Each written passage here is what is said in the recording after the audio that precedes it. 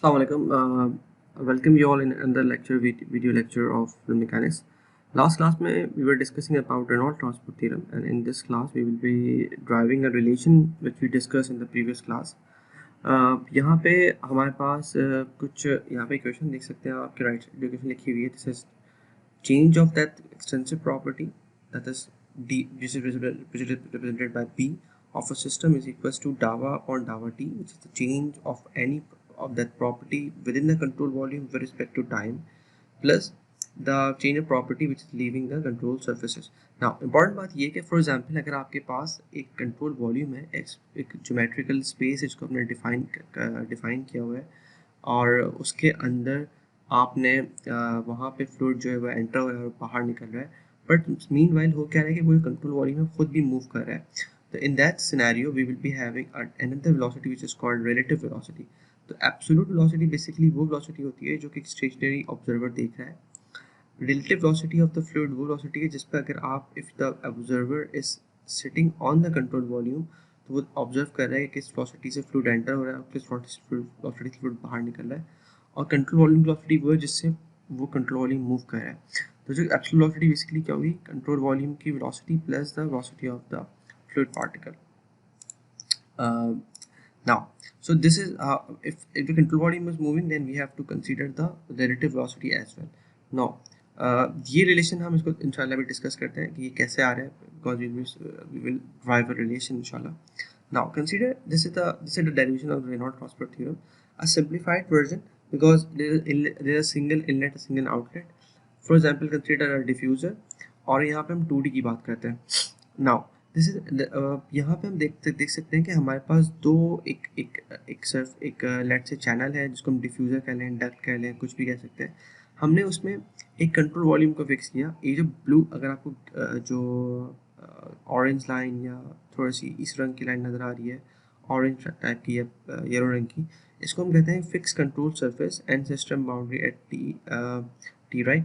ये जो आपके पास सरफेस है जिसको हम कह रहे हैं कि ये जो नज़र आ रहा है, ये वाला, this is the control volume. और ये जो ब्लू रंग की नज़र आ रही है, this is the control, this is the system right. तो हो ही रहा है कि आप गौर कर सकते हैं कि मिसाल के तौर पर आपके पास ये जो ब्लू लाइन है, this is representing let's say 100 molecules और 100 पार्टिकल्स ऑफ द फ्लूइड. सो ये यहाँ से शुरू हो रहा है. जैसे ही वो यहाँ पे आया, एक लम्हे के लिए what will happen at time equals to T, जो कंट्रोल वॉल्यूम है वो तो फिक्स हुआ हुआ है right in the space, but the 100 molecule which are represented by this blue dotted line, ये इससे कोइंसाइड कर जाएगा. कोइंसाइड मतलब कि ये सब के सब सारे 100 मॉलिक्यूल्स इस कंट्रोल वॉल्यूम के अंदर ही होंगे. तो व्हाट विल हैपन कि that property, extensive property which is possessed by that particle, for instance extensive property होती है मोमेंटम. मोमेंटम का मतलब होता है मास टाइम वेलोसिटी. तो 100 मॉलिक्यूल्स की जो मोमेंटम है वो एक वक्त में, जब टाइम टी है, कंट्रोल सिस्टम में और कंट्रोल वॉल्यूम में कोइंसाइड कर रहे हैं राइट. तो जो extensive property at time T is equal to the extensive property of the control volume at time T. तो ये दोनों कोइंसाइड करते हैं. बट जैसे ही time T plus delta T होता है, तो व्हाट हैपन्स, जो कंट्रोल वॉल्यूम है वो, जो कंट्रोल सॉरी जो सिस्टम की जो प्रॉपर्टी वो तो फिक्स है, बराबर किसकी होगी कि जो आपके पास कंट्रोल वॉल्यूम के अंदर वो प्रॉपर्टी थी माइनस जितना उस सिस्टम ने उस कंट्रोल वॉल्यूम से बाहर निकला है, और ये रीजन जो बाहर निकल गया, मतलब अब आपके पास ये जो नया रीजन है ये बाहर आ गया, प्लस जो बाहर का हिस्सा है राइट. सो जो सिस्टम बेसिकली क्या हो रहा है, आपके पास total control volume minus this one plus this one right. तो कंट्रोल वॉल्यूम का जो एरिया था वो ये था जब टाइम टी था, but T plus delta T के ऊपर क्या हुआ कि सिस्टम ने कंट्रोल वॉल्यूम से थोड़ा सा बाहर निकल गया. जब बाहर निकला तो ये वाला हिस्सा जो है वो खाली है सिस्टम के हवाले से, और ये वाला हिस्सा जो भर गया. तो जो टू है वो क्या, वही एक्सटेंसिव प्रॉपर्टी जो टी प्लस डेल्टा टी, और वन जो है एरिया है वो माइनस हो जाएगा किस चीज़ से, टोटल से राइट. और ये वो जो था, ये वो है जो कंट्रोल वॉल्यूम के अंदर बचा, विच मीन कंट्रोल वॉल्यूम के अंदर जो चीज़ बची है वो इसके मुकाबले में थोड़ी छोटी होगी, because there is a difference right. Now अगर मैं सिस्टम का चेंज लेता हूँ, प्रॉपर्टी का change of with respect to time, so what will happen कि d delta b system upon delta t, by applying the simple different knowledge of calculus, तो property of the extensive property of the system at T plus delta T minus property of the system extensive property at T, इसका difference divide by delta T. This is the fundamental relation of calculus, right. तो हम यहाँ देख सकते हैं कि यहाँ पे जो बी सिस्टम है वो वाली भी पूरी टर्म उठा के आप यहाँ लिख सकते हैं, राइट। मतलब B C V T plus delta T minus B one, that's the first part जो कि आप माइनस हो रहा है, और सेकंड पार्ट जो कि आप ऐड हो रहा है, माइनस बी सिस्टम यहाँ से आ रहा है। This whole term is representing the change of that extensive property of the system with respect to time. Now ये exactly वो रिलेशन लिखा हुआ है। अगर यहाँ पे हम काम करते हैं, थोड़ा सा ना इसको सिंप्लीफाई करते हैं, तो यहाँ पे राइट हैंड साइड के ऊपर आपके पास जो ये वाली टर्म है B one T plus delta T, इसको हम अलग कर लेते हैं, दूसरी टर्म को अलग कर लेते हैं। तो बी सिस्टम एट टी बराबर किसके हो रहा है, बी कंट्रोल वॉल्यूम के, जैसे यहाँ पे देखा था। तो इस वाली टर्म को और फर्स्ट टर्म को और लास्ट टर्म को हम साथ लिख लेते हैं, और डेल्टा टी सबके नीचे आ जाएगा क्योंकि एक common denominator. So what we get कि change of the extensive property of the system with respect to time is basically equals to change of the extensive property of the control volume with respect to time minus the property change which is entering and the property change which is leaving, right? Now अगर हम limit tends to zero करते हैं तो हम we can replace this delta P system upon delta T to D B system upon D T.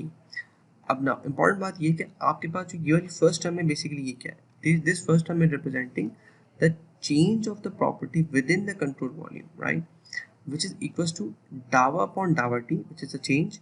और ये जो B C B है बेसिकली क्या रिप्रेजेंट कर रहा है, अगर आप गौर करें कि रो और d V is the control is the volume, the control volume, right. तो डी वी और रो जब मल्टीप्लाई हो तो you will get mass, right. Mass into small b give you capital B, because as I mentioned earlier, capital B basically any property हो सकती है। property मतलब momentum, it could be mass, it could be let's say linear angular momentum, but जब आप उसको divide कर देते हैं mass से तो वो बनता है small b, तो small b into mass gives you again the capital B, so that this whole term is basically capital B, right? We can see here, right? So the summation of that along the whole control volume, which is represented by the integral, उस पूरी property का change with respect to time is basically the first term, right, whereas the second term on the right hand side is basically what is basically the leaving and entering। अगर हम बात करते हैं to second term की, right, this one, right, तो यहाँ पे क्या हो रहा है, अगर आप गौर करें कि यहाँ पे जब time t equal to zero था तो ये वाला पार्ट, ये सरफेस थी, कंट्रोल वॉल्यूम थी, डॉटेड लाइन, और दिस सिस्टम था। जब ये t equal to delta t add हुआ तो ये बाहर चला गया। ये कितना बाहर गया, इसकी कुछ सर्टेन वेलोसिटी थी, ठीक है। अगर आप इस लेंथ को देखें तो रो बी और डेल्टा वी, राइट। नाउ हमें क्या निकालना है, रो बी। अब यहाँ देख सकते हैं कि v2 is the velocity of the fluid which is leaving the control surface times delta T, तो आपके पास एक लेंथ की वैल्यू आ जाएगी, राइट, कितना वो बाहर निकला into the area, cross sectional area will give you the volume, और volume times rho gives you mass, and again mass time b2 will give you the capital B, right? So this term is basically again the units are same, but when we are having the rate of this thing, what will happen, the delta t will vanish, right? तो हमारे पास क्या बन रहा है, रो to a2 v2 b2, right? तो रो to is a density, a2 is the cross sectional area of the control surface, v2 जो है velocity है जो कि उससे कंट्रोल सरफेस से बाहर निकल रही है, और b2 जो है वो again that intensive property. Similarly same thing goes with for the first cross section but with the subscript of 1, right. जब हम तमाम चीज़ों को यहाँ पे रिप्लेस कर देते हैं, what will get, we get this relation, this is a differential form, so we need to integrate it to get the overall Reynolds Prosper theorem, right? तो जनरलाइज फॉर्म में क्या हो रहा है कि आपके पास change of the extensive property of the system बराबर क्या है, change of the extensive property within the control volume and the property which is leaving the control volume. Now अब जो चीज़ प्रॉपर्टी बाहर निकलने का मतलब क्या है, फॉर एग्जाम्पल अगर हम यहाँ देख सकते हैं कि we have a faucet here which we define a control volume here, and the lines are showing the control surfaces। control volume is 3D figure, volume as represented by as it mentioned, volume क्या होता है, 3D होता है, control surface क्या होता है, वो 2D होती है। तो यहाँ पे जो दाखिल हो रहा है पानी that is one control surface.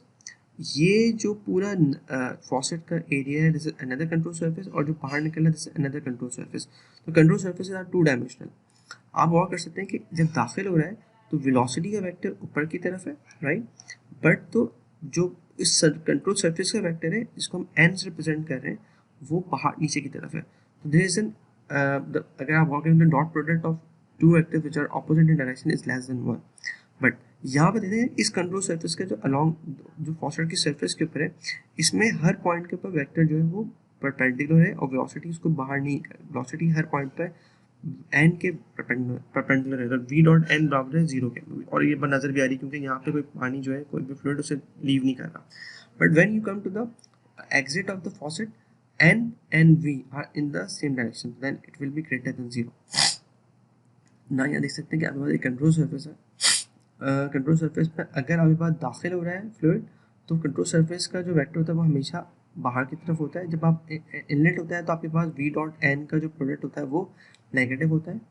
अगर आपके पास कंट्रोल सरफेस और आपके पास वेलोसिटी वेक्टर आपस में परपेंडिकुलर है तो there will be the product of v dot n equals to 0, which means there is no mass flow rate which is along this surface, right, and this could be for example in any example. But when the flow is and the n vector are in the same direction, what will happen, the n v dot n is greater than 0. तो अगर ये zero, अगर v dot n का जो angle है वो zero है तो this will be the maximum value, otherwise but still the otherwise it will be greater than 0 but it won't be the maximum value. So I hope ये आपको चीज़ clear होगी। We will अगर हम इसकी जो प्रैक्टिकल एग्जांपल्स हैं जब हम न्यूमेरिकल सॉल्व करेंगे तो we will cover that part in the numerical problem inshallah. So thank you very much for listening. यहाँ इसके बाद हम कंजर्वेशन ऑफ मास प्रिंसिपल और फिर और न्यूटन सेकंड लॉ को हम अप्लाई करेंगे इसी इक्वेशन के उसको यूज़ करते हुए, and that those and then we will come to the angular momentum as well. So in those topic this Reynolds transport theorem will be clear, I hope इंशाल्लाह। And जब हम उसमें नुमेरिकल्स करेंगे तो हम इन तमाम टर्म्स को जो हमने यहाँ डिस्कस किया हम इसको बारी बारी देखेंगे कि कौन सी टर्म किसको रिप्रेजेंट कर रही है। Although this is a bit abstract concept initially, but when we will solve in numericals this concept will be clear inshallah hopefully. So thank you again for listening.